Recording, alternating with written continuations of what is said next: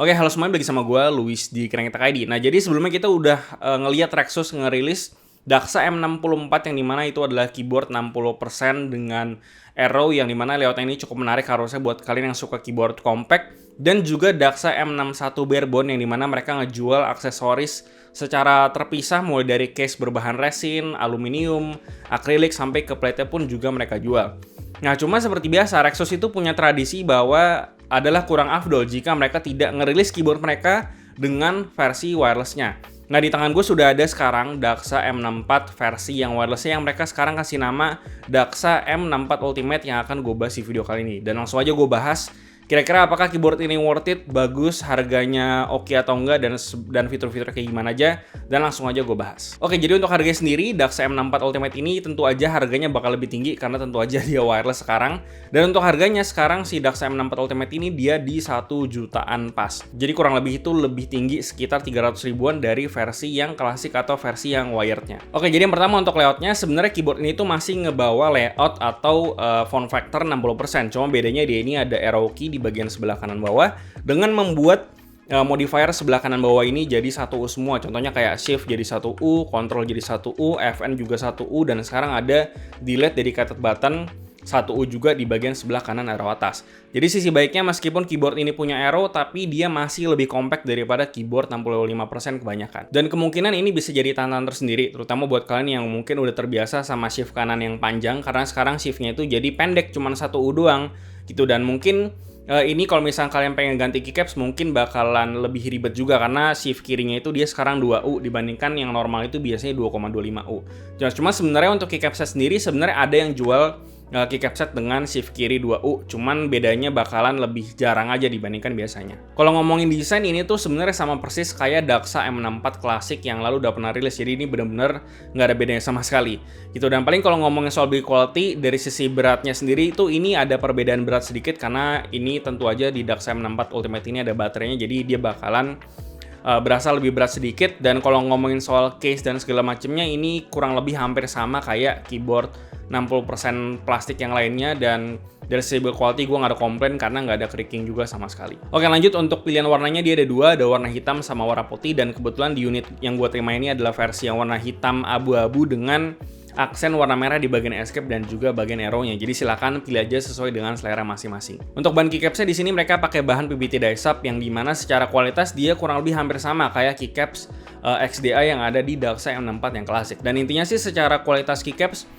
printing dan segala macam ini kualitasnya udah oke, dan nggak kayak keycaps murah yang biasanya ada di keyboard pre-built yang harganya lebih murah. Dan untuk profilnya sekarang keycap bawaannya ini pakai cherry profile karena dia sudah south facing juga. Cuman meskipun dia cherry, tapi legendnya ini di print di tengah kayak versi yang XDA-nya Daxa M64 yang biasa gitu. Dan ini tuh sebenarnya selera aja sih dan preferensi aja. Cuman kalau menurut selera gue ini agak aneh aja ngelihat keycap cherry profile yang legendnya itu di print di tengah, karena gue mungkin lebih terbiasa ngelihat keycap cherry profile yang legendnya itu di printnya di pinggir. Dan berhubung socket switchnya ini dia sudah south facing, jadi kalian nggak perlu pusing lagi yang namanya interference. Dan selain itu untuk hot swap socketnya dia juga sudah 5 pin dan universal, jadi kalau kalian pengen ganti switch maupun keycaps di sini sudah aman banget, kalian bisa bebas pakai apa aja. Dan untuk pilihan switchnya di sini lumayan berbeda karena di sini untuk switch bawaannya dia ada Gateron Pro Milky Yellow dan Red untuk yang linearnya, dan untuk yang tactile dia ada switch Jawik T1 yang dimana kebetulan gue di sini pilih yang Jawik T1.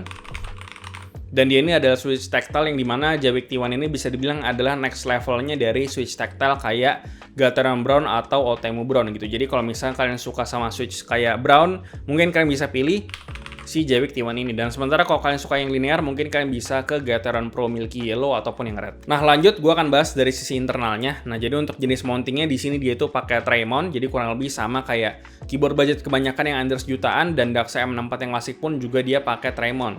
Nah, selain itu untuk plate sendiri dia pakai bahan polikarbonat karena yang dulu itu dia masih pakai steel plate.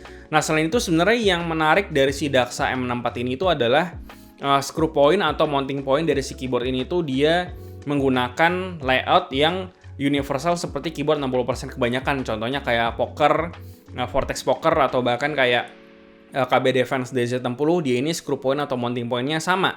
Jadi kalau misalkan kalian berencana untuk pakai case aftermarket kayak Tofu 60 atau bahkan yang O-ring mount kayak Blade 60, itu harusnya juga bisa karena mounting point itu cocok untuk DZ60 gitu. Jadi harusnya bisa, dan opsi modifikasinya bisa dibilang jadi lebih luas juga. Dan kalau kalian pengen ganti case, ganti plate dan segala macam, harusnya nggak pusing lagi dengan si Daxa M64 ini. Lalu untuk akustiknya di sini Rexus udah ngasih platform dan juga case foam di bawah PCB-nya. Jadi untuk suara hollow di sini udah nggak ada.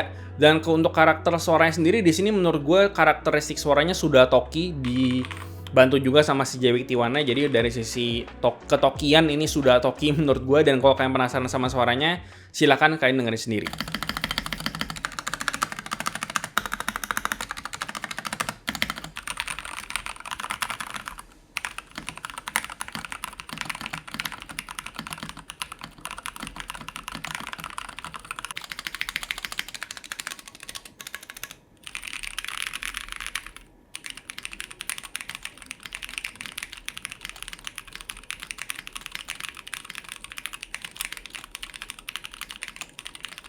Dan seperti yang udah gue bilang sebelumnya, bahwa keyboard ini sekarang punya kapabilitas wireless 2 koneksi, bahkan dia pakai 2,4 GHz wireless yang minim delay, dan juga pakai koneksi Bluetooth 5. Yang dimana sebenarnya ini jadi mengingatkan gue dengan zamannya VX64 yang lalu, yang waktu itu sempet rame banget gitu ya. Cuman bedanya sekarang di reborn lagi sama Rexus dengan fitur yang lebih relevan di 2022 ini. Contohnya kayak south facing, dan wirelessnya juga 2 koneksi, yang satu minim delay dan yang satu lagi bisa connect ke banyak device sekaligus.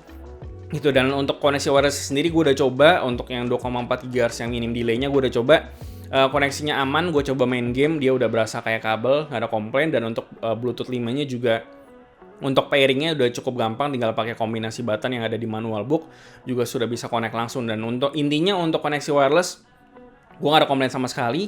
Dan selain itu untuk baterainya sendiri, dia pakai kapasitas 2500 mAh. Dan berhubung ini keyboardnya baru nyampe 2 hari lalu, dan sampai hari ini gue syuting, dia belum habis sama sekali. Jadi ya udah, gue belum bisa ngasih testimoni kira-kira baterainya bisa tahan berapa lama. Cuman kalau untuk keyboard wireless sendiri, itu biasanya tahan kurang lebih sekitar 1-2 mingguan kalau misalkan dipakai tiap hari. Oke, jadi untuk kesimpulannya, seperti yang udah gue bilang tadi, bahwa keyboard ini mengingatkan gue dengan keyboard yang sudah pernah rilis di tahun 2020 yang lalu, tapi karena ini tahun 2022, jadi otomatis fitur-fitur tentunya jadi lebih relevan.